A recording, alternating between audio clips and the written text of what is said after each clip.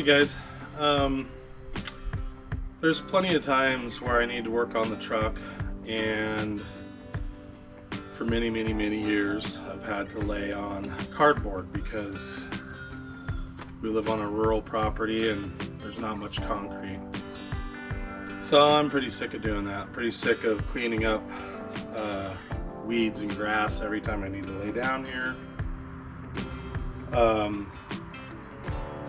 I don't know what the future is going to hold for this area, so I'm not going to pour a big, thick, heavy slab. In fact, I'm purposely going to make it thin in case I need to break it up. I was considering putting some type of, wire in it to keep it held together, and I'm not even going to do that. So I think the idea is if I end up building a garage back in this area here, I would literally pour 6 to 8 inches of concrete right over the top of everything, and I wouldn't really care what's underneath it, and probably would, the best thing to do would be to vapor barrier the whole entire. The idea would be, my dream would be to build over the top of the garage, tear it down from the inside, and have a shop. But that's neither here nor there right now. I need a place to work on my truck, and I don't want to lay in the dirt. So pretty sure this video is going to be about me putting a little candy coating over this area, just 1 inch thick concrete. I'm sure there are plenty of people that are not going to agree with that, but what it buys me is it buys me a clean area where weeds don't grow through. Will it crack? Possibly. But the whole point is to just make something the weeds can't grow through, that I can broom off and have a clean area to work. So this isn't a concrete video. This is really just a way to have a place to lay down under my truck and work on it without having all this crap everywhere. So hope it's interesting, and we'll get on with it. Alright guys, I got all of the wood cut up. It was really dry white oak, and man was it hard to split. And then I've just rototilled like 1 inch of the dirt here to get the grass off, and I got to string line it and take some measurements and just see what's high and low. But I'm starting to skim the soil off and get all the rest of the grass chunks and whatnot out of this area, and then I'm going to do it in quarters because it's just easier to do it that way by yourself. So I'll do an 8x8 section one at a time.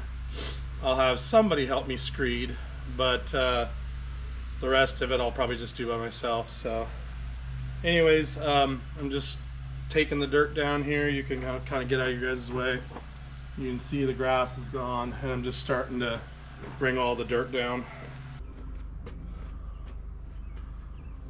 All right guys, it's starting to take shape. I believe on camera you can kind of see down here. So I've got a couple of conditions I need to meet. So I have an existing pad here, and it's sloped, and I wish it wasn't, but it is. And so I have to match that slope that goes that way. And I also have this lift, 4-post lift, and I'm hoping that when I placed this lift that I placed it square to the walkway, but I'm not sure. So I am matching the posts.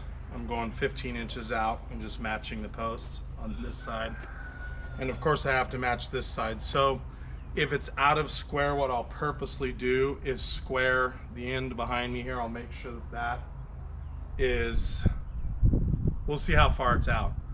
I'm either gonna square it to this lift, or I'm gonna make it parallel to the walkway. It'll depend again how far it's out.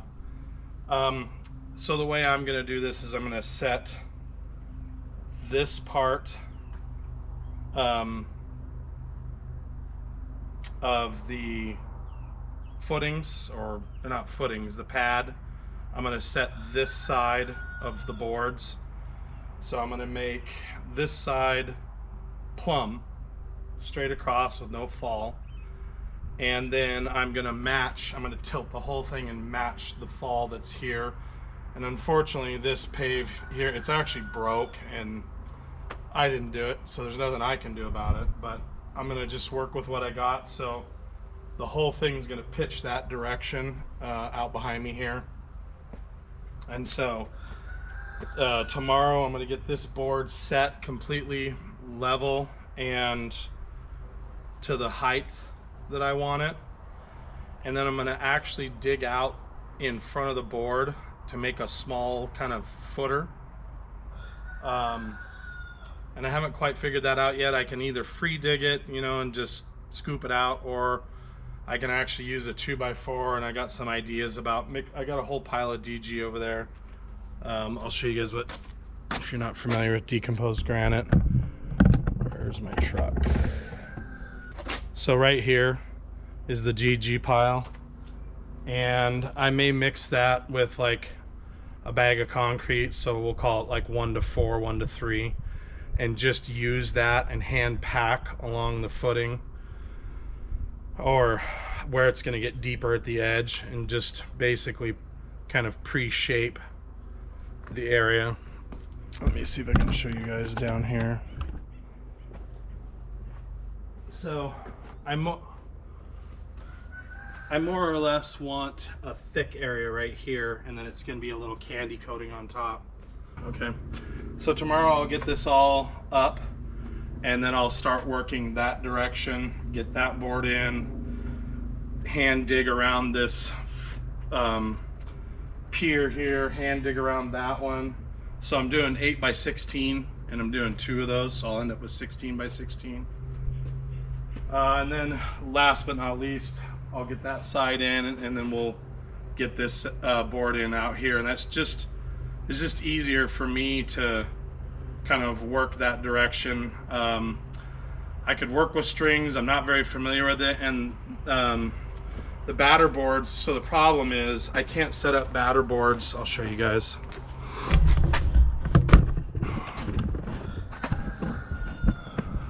I can't set up batter boards on this side. I need to pour right against this edge. And so I'm just gonna hand dig around that and then out that direction. And then I'll make sure that that board across there is plumb or level. And this board here is gonna have run to it or drop. So anyways, you know, I'm not on a real schedule here. So I'm taking my time. Hopefully tomorrow I can get all the boards in, and maybe even get some kind of pre-mix DG with, like, I don't know what I'll call it. What kind of term could I use? Sticky DG, where it just holds its shape. That's all I'm really doing. I just want to make sure that the edges are thicker and it just helps hold the shape of this. I may also dig, now that I think about it, I'm going to dig a channel across the middle there, and it just provides a little strength. I'm not going to put any screen or wire in this. This is literally just to not have to lay on cardboard in the gravel. So if I were to ever, I think I said this at the start of the video, I'm going to say it again, if I ever did something serious, I would go over the top of this with 4 to 6 inches of concrete and do it right. But this is just a stopgap, and that's the way it is. So we'll get you guys on to the next part where I actually have the boards in and all that good gobbledygook. So I wetted the DG down. There's a pile back there, and I hand packed it with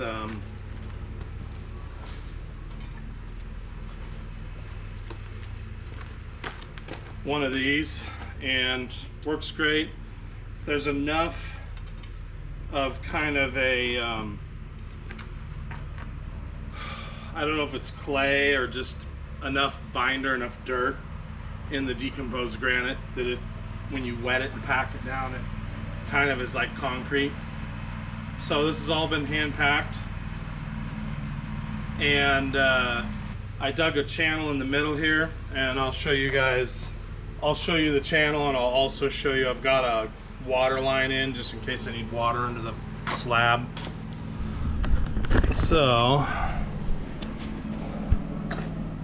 there's the water line, and if you ever want to know, you can just take, I use a Harbor Freight heat gun, and you can just bend the PVC, heat it up and bend it. So there's my water line, goes over there. And then I just made this little ditch right here. It's kind of a thick spot in the middle.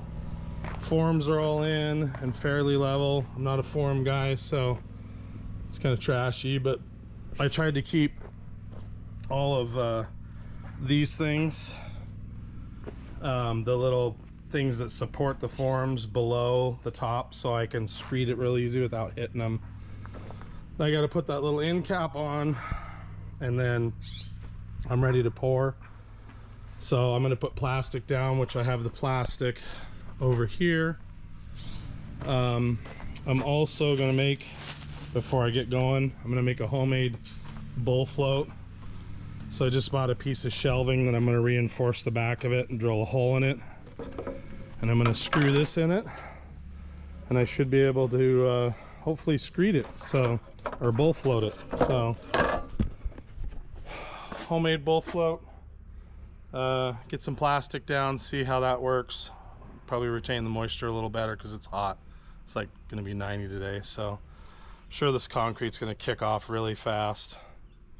Hopefully I can keep out in front of it. I may actually wait till this evening to do this because it's getting hot. So the last thing I want is to be able to, or is to get part of the way through this thing and then have it kick off and not be able to trowel it out properly. So I could end up tabling this until this evening just because it's so stinking hot. But anyways, next time you see guys, next time you guys see this thing, it should be covered in concrete. So one last look at this thing, and the old Harbor Freight mixer over there, and then probably show me doing some finishing work. Maybe do a little time lapse, I'm not sure. All right guys, it's been a little bit since I recorded some footage. I got the first part of the pour done. I made a bunch of mistakes. So I didn't have my bull float. No, I had a bull float. I didn't have my little bull float. I'm not sure even what they're called. Where is it?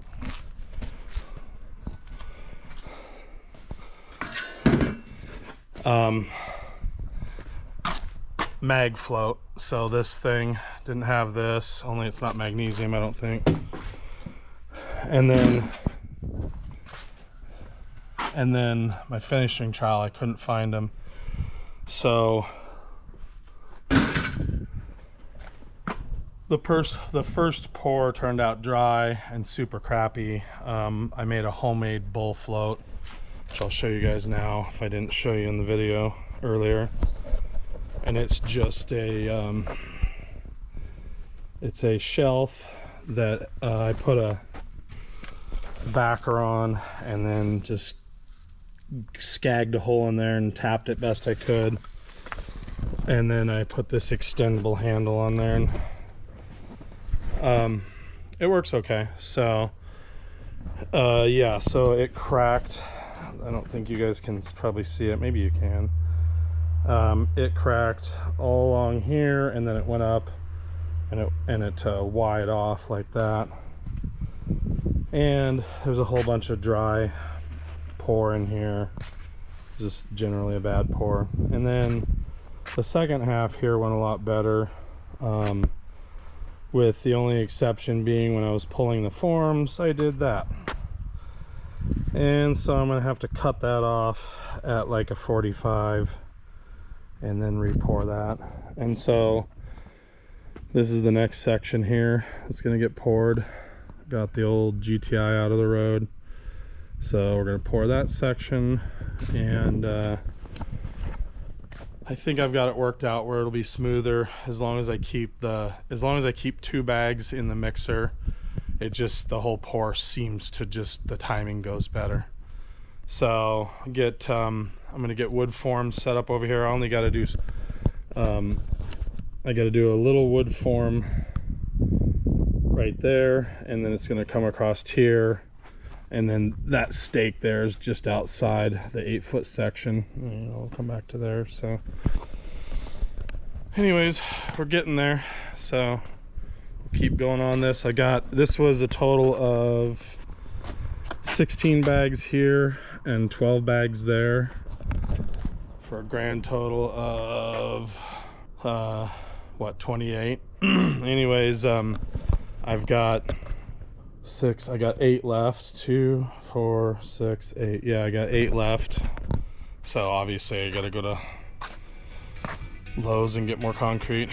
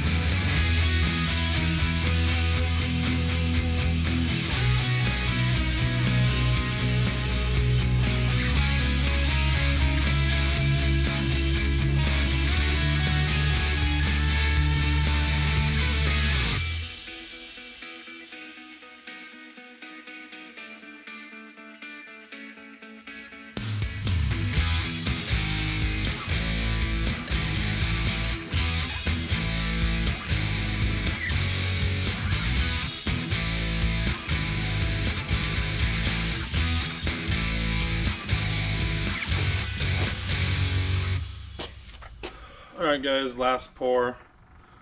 I don't feel super good today, but we're going to get on it. It's supposed to get to 90. I should have been out here at like 6, but instead I'm out here at 8, and it's already heating up fast, so I figure I got 15 bags. Hopefully this goes well. We'll get started here. Alright, so consult the internet when you do this stuff. I don't think you're supposed to use a vapor barrier outside, so what I'm doing here is probably wrong. I think it may actually trap moisture in between the vapor barrier and the concrete top. I'll let you know in a couple of years. LOL. Anyways, I put it under 3 of the 4 or all 4. I think this one here I'm standing on is the only one that doesn't have vapor barrier. Gosh, I can't remember. Anyways, I'm pretty sure you're not supposed to put vapor barrier outside.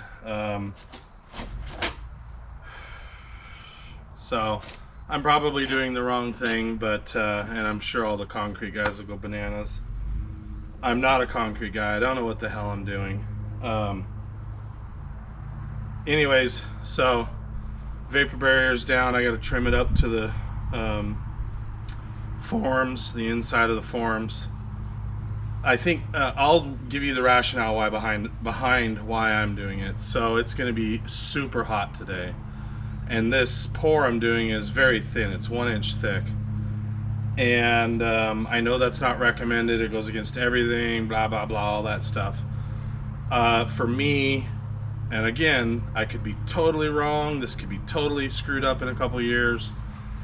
Probably will, but the reason I'm doing it is to keep the moisture in the concrete while it cures. I think if I didn't have a vapor barrier down, being 1 inch thick, the dirt would, because it's bone dry out here, so the dirt would suck the water out of the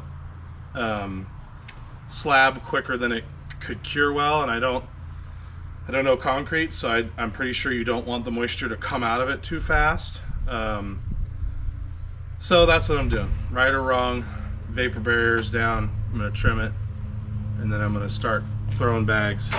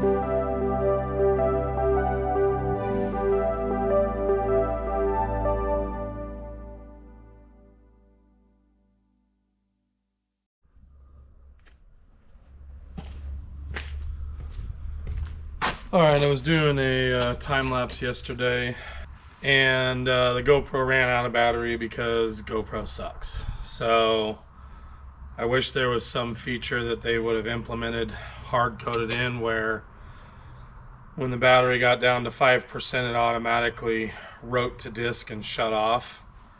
Maybe that happens, but somehow I don't think it does. So it's damn irritating. GoPro, you suck. But anyways, so I got this last pour done here. This time so there's a little bit of a technique that I've learned, and this isn't going to apply to anyone that doesn't do stupid stuff like me. But when you're pouring really thin concrete, when you screed it, you can't leave it just screeded and pulled, because it would be like screeding dough. It kind of creates lines the direction that you're screeding.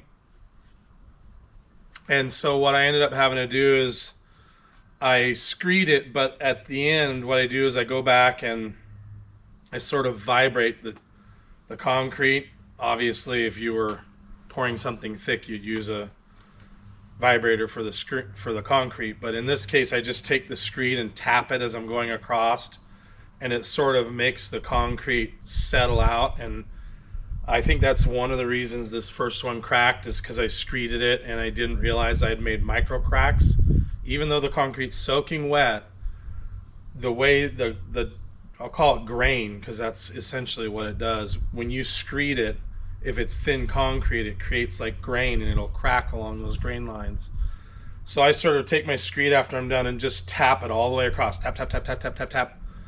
And you may be able to see me doing that in the time lapse. I don't know, but I have a 2x6x10, and I just took that on one end and tapped it on the form as I went across what I screeded it in sections. So I poured, screeded, left it, poured, screeded, left it. And each time that was about a 2-foot section. So on this 8-foot piece here, I did four main pours and screed, or 4 main screeds. So I'd screed a 2-foot section and then tap it back across to make sure it had kind of flowed out. And like I said, I don't know what the heck I'm doing. I'm not a concrete guy, but I did end up with a low spot. You guys might be able to see it on camera over there. And I'm not quite sure how that happened, because I've got a 2x6, but maybe the 2x6 has a little belly in it and I didn't see it or whatever. Or maybe my float is curved, so the strong back must have had a little wow in it, and so the float's actually slightly curved. The edges are up a little bit, which makes for the float work well, because the edges don't drag, but it does tend to belly the center out. And I floated it both directions. But anyways, it finished way better. I'll take you guys off there and we'll have a look.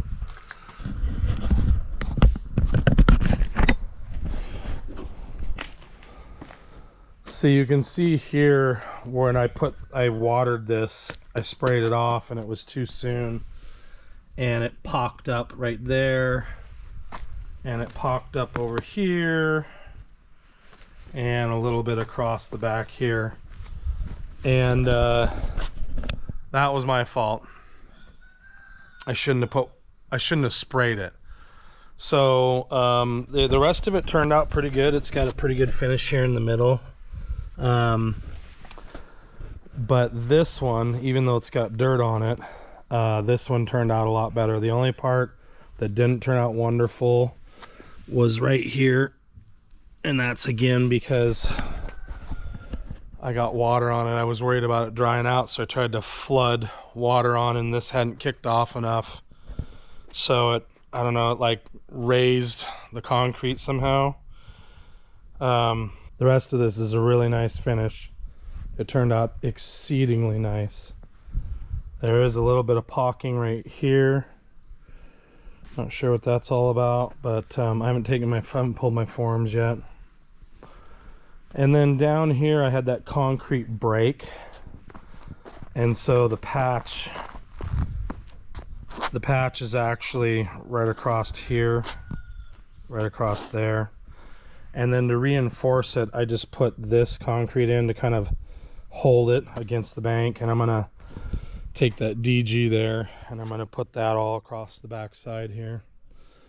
So I'll be able to get these forms off here today, and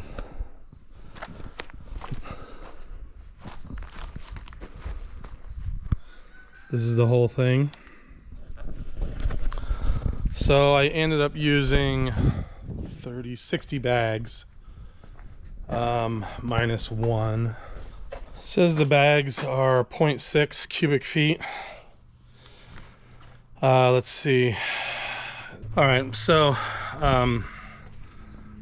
it's 27 cubic feet per yard. So there's 45 bags per yard of concrete. Just doing a little pocket math. So I did 60 bags, 45, 15, 30, 45, so 45 to 60. So I did a 1.3 yards. Is that right? 1.33, 1 1/3 yards of concrete here. The edges are 3.5 inches thick, plus or minus. The center is 1 inch thick. I'm sure all the concrete guys will jump on here and tell you not to do it. It's ridiculous, but again, this was literally just so I didn't have to lay in the grass. If I were pouring this for a real slab or a building, I wouldn't go anything less than 4 inches, preferably 6 inches. To me, it's worth it to spend the extra money. But this was just to keep me from having to lay on cardboard. So 1.3 yards of concrete is what I ended up doing, 60 bags. I did them in 15 bag increments, so 15, 30, 45, 60. And I'm super grateful to have it. It's going to be nice to be able to get vehicles on here and not have to lay in the dirt. There is a, I don't know if I showed it, but there is conduit, 1-inch conduit that goes all the way to here, and it comes out way over there. So anyways, I hope this was interesting, and of course I hope it helps somebody, and I will talk to you guys later.